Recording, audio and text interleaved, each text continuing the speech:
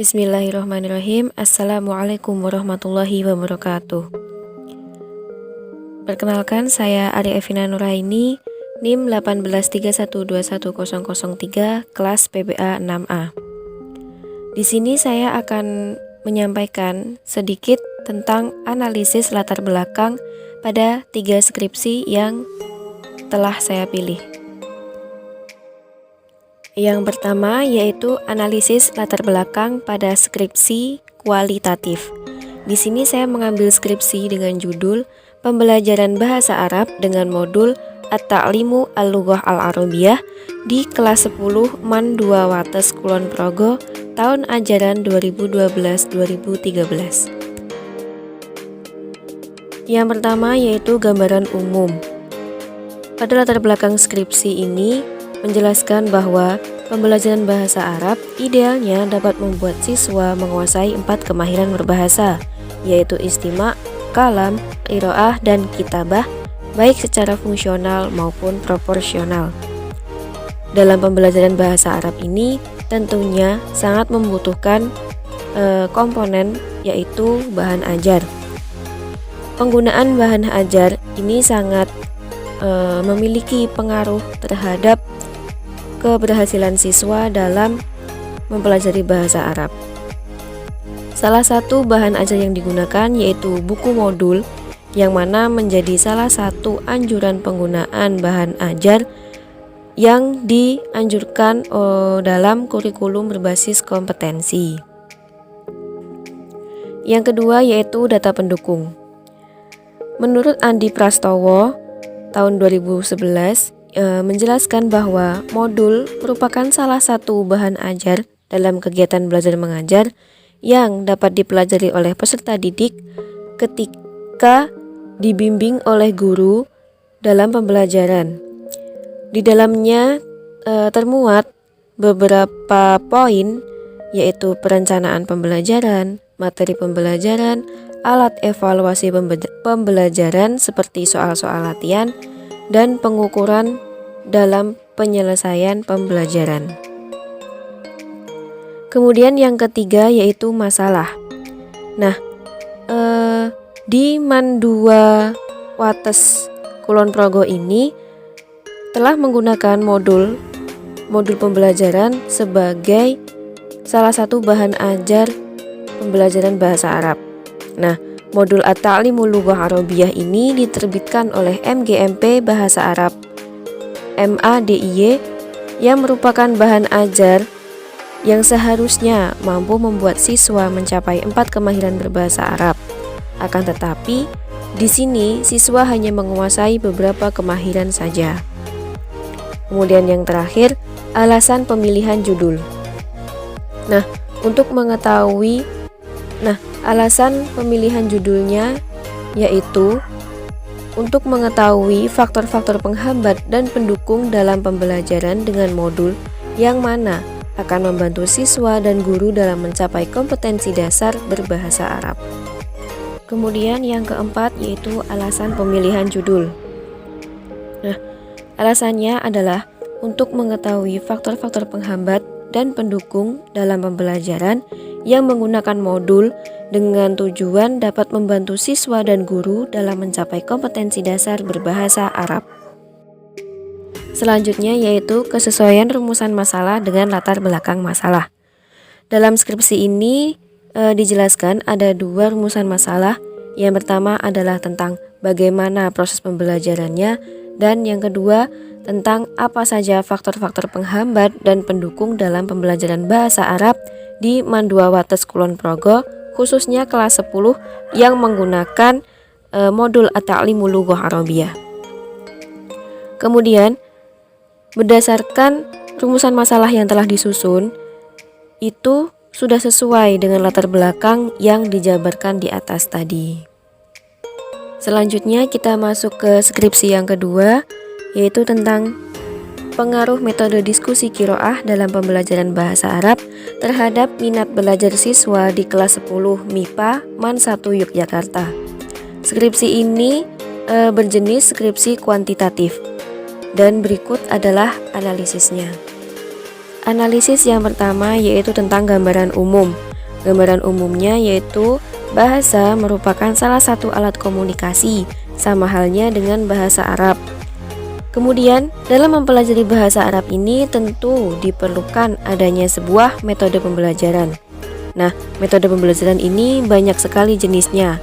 Namun, dalam skripsi ini memfokuskan untuk membahas tentang metode pembelajaran yaitu diskusi. Yang kedua yaitu data pendukung.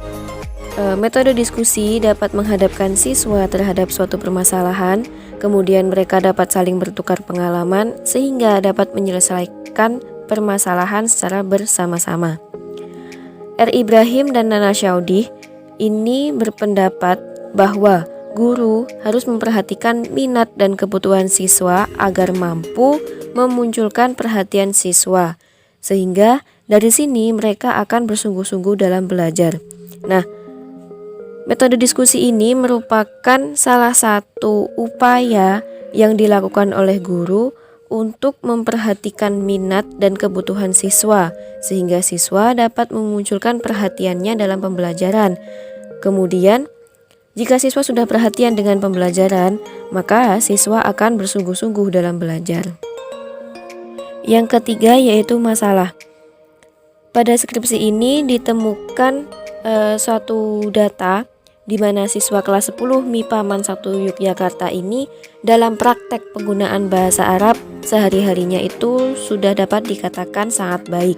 Terbukti dengan kecakapan siswa-siswinya ketika diajak berkomunikasi dengan bahasa Arab, mereka sudah mampu memberikan respon yang baik. Nah, dalam pembelajarannya sendiri, siswa kelas 10 MIPA MAN 1 Yogyakarta ini menggunakan metode diskusi. Dan metode diskusi ini dianggap memiliki pengaruh terhadap minat siswa dalam mempelajari bahasa Arab sehari-harinya. Kemudian yang terakhir, alasan pemilihan judul. Nah, ini tadi berkaitan dengan masalah yang telah disampaikan tadi, yaitu ingin mengetahui sejauh mana pengaruh penggunaan metode diskusi terhadap minat siswa dalam mempelajari bahasa Arab. Kemudian kesesuaian rumusan masalah dalam latar belakang. Rumusan masalah dalam skripsi ini adalah untuk mengetahui seberapa besar pengaruh metode diskusi dalam pembelajaran bahasa Arab di siswa kelas 10 MIPA MAN 1 Yogyakarta terhadap minat belajar siswa dalam belajar bahasa Arab. Berdasarkan latar belakang yang telah dijabarkan di atas tadi, maka rumusan masalah ini sudah sesuai dengan latar belakang masalahnya. Selanjutnya kita masuk ke skripsi yang ketiga, yaitu tentang analisis buku ajar Bahasa Arab Madrasah Aliyah berdasarkan kurikulum 2013. Nah, skripsi ini masuk pada jenis skripsi kepustakaan. Untuk analisis yang pertama yaitu tentang gambaran umum. Nah, di sini kurikulum 2013 merupakan kurikulum yang berbasis kompetensi sikap, pengetahuan, dan keterampilan. Dalam proses penggunaannya sendiri, itu ada standar kurikulum 2013 yang mencakup beberapa hal, salah satunya yaitu sumber bahan ajar. Dalam mencapai tujuan pembelajaran, dibutuhkan buku ajar yang memiliki peranan yang tepat dan strategis bagi siswa ketika sedang melakukan pembelajaran namun tidak didampingi oleh guru secara langsung. Yang kedua yaitu data pendukung. Diungkapkan oleh Suryanto dan Hisham Jihad tahun 2000 bahwa salah satu bahan ajar yang digunakan dalam pembelajaran yaitu buku teks. Buku teks ini dapat membantu siswa ketika mengalami kesulitan dalam memahami konsep-konsep tertentu. Buku teks sendiri ini dipilih digunakan itu harus memenuhi paling tidak dua segi. Yang pertama yaitu dari segi substansi dan yang kedua yaitu dari segi bahasa. Dari segi substansi sendiri dapat dilihat dari sistematika penulisannya dan dari bahasa yaitu daya keterbacaan yang tinggi dan juga komunikatif sehingga dapat menunjang proses pembelajaran siswa ini dengan baik. Yang ketiga yaitu masalah. Ditemukannya buku ajar yang tidak sesuai dengan standar isi kurikulum 2013. Salah satunya yaitu buku ajar bahasa Arab yang di dalamnya masih memuat hal-hal negatif yang tidak sesuai dengan norma agama dan norma kesusilaan, seperti adanya pornografi dan muatan radikal. Hal ini tentunya akan sangat berpengaruh terhadap pendidikan karakter siswa. Kemudian kita lanjut ke poin yang keempat, yaitu alasan pemilihan judul. Dengan adanya temuan buku yang masih tidak sesuai dengan isi standar dalam kurikulum 2013 ini, maka perlu adanya analisis terhadap buku-buku bahan ajar bahasa Arab. Tujuannya adalah agar mengetahui hal-hal mana dalam buku itu yang sekiranya perlu direvisi dan diperbaiki, sehingga dapat menjadi acuan dan bahan pertimbangan untuk penulisan dan penerbitan buku bahan ajar selanjutnya. Dalam menganalisis ini tentunya menggunakan standar isi kurikulum 2013 yang digunakan untuk menganalisis buku ajar bahasa Arab. Kemudian yang terakhir yaitu kesesuaian rumusan masalah dengan latar belakang. Dalam skripsi ini ada satu rumusan masalah, yaitu tentang analisis terhadap buku ajar mata pelajaran bahasa Arab di MA kelas 11 yang didasarkan pada kurikulum 2013. Nah, berdasarkan rumusan masalah yang telah dipilih dan dikaitkan dengan latar belakang yang telah dijabarkan di atas, maka rumusan masalah ini sudah sesuai dengan latar belakang yang dijabarkan tadi.